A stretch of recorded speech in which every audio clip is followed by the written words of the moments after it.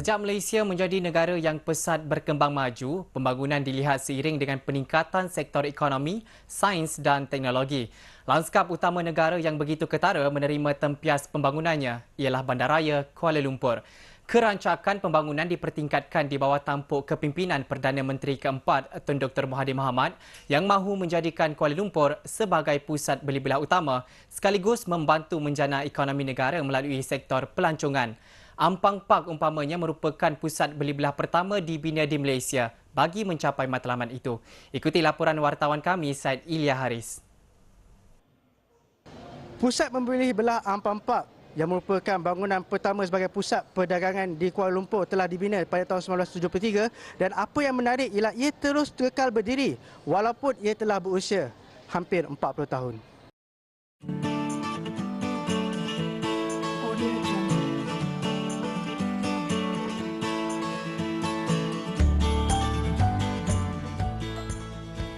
Sejak dibuka pada 15 Mac 1973, bangunan berkenaan tidak pernah lekang dikunjungi orang ramai daripada pelbagai lapisan masyarakat. Dengan keunikan tersendiri, Ampang Park pada ketika itu disenaraikan oleh sebahagian pengurusan hotel sebagai lokasi wajib dikunjungi pelancong. Pusat beli belah ini diasaskan daripada kejayaan kompleks beli belah People's Park di Singapura. Sejarahnya bermula apabila syarikat Low Keng Huat Brothers Realty Sdn Bhd membangunkan Ampang Park sebagai pusat beli belah pertama di Kuala Lumpur. Lokasi kedudukannya juga begitu strategik, iaitu di antara persimpangan dua jalan utama, iaitu Jalan Tun Razak dan Jalan Ampang. Pengurusi Ampang Management Corporation Sdn Bhd, Datuk Mako Loh Peng Kiat berkata, sebagai pusat beli belah pertama di Kuala Lumpur, pihaknya sentiasa mengutamakan kehendak pelanggan untuk kekal bertahan dan berkembang maju. I think the management has been working very hard to maintain the ambience of the mall, the cleanliness of the mall, and friendliness of the mall, and ease of access. Kru Jeneral Bernama juga berkesempatan untuk menemu bual pemilik tekstil Wah Lian yang merupakan antara penyewa pertama yang menjalankan perniagaan sejak pusat beli belah itu dibuka pada tahun 1973. Dia merupakan penyewa tertua dan masih lagi menjalankan perniagaannya sehingga kini.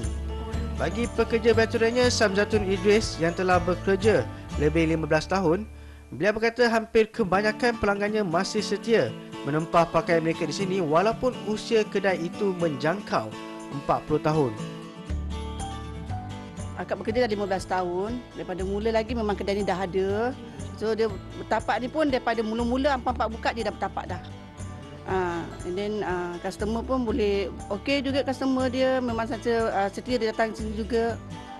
Dia tahu mengenali kedai ni dah lama. So banyak kenangan diorang juga datang sini kan. Bagi Ong Pin Moh pula, beliau merupakan pemilik kedai Love Music yang mula beroperasi sejak 1974. Menurut Ong, pada zaman 1970-an, kedainya cukup popular dengan penjualan kaset serta piring hitam, artis tempatan mahupun luar negara. Namun bagi Ong sendiri, beliau memulakan perniagaannya itu secara sambilan dan beliau memilih Ampang Park sebagai lokasi kedainya kerana ia merupakan satu-satunya pusat beli belah yang wujud pada zaman itu. This is only my part-time when I opened for the store here. And during the time, music industry had not so many outlets. Also the complex there's earlier only one complex in town. So we choose here and you will have no choice. There's only one complex in town. Kewujudan pelbagai pusat beli belah pada masa kini seolah-olah menenggelamkan Ampang Park. Namun begitu, Ampang Park masih teguh berdiri dan menjadi pilihan sebahagian rakyat kerana kepelbagaian produk serta peluang perniagaan yang ditawarkan.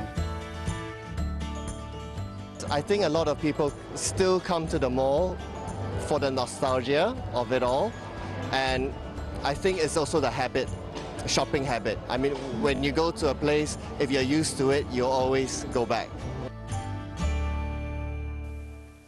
Lokasinya strategik berhampiran dengan stesen LRT dan hotel serta keunikan dan kepelbagaian produk tradisional dan moden yang ditawarkan menjadikan Ampang Park kekal relevan sehingga ke hari ini.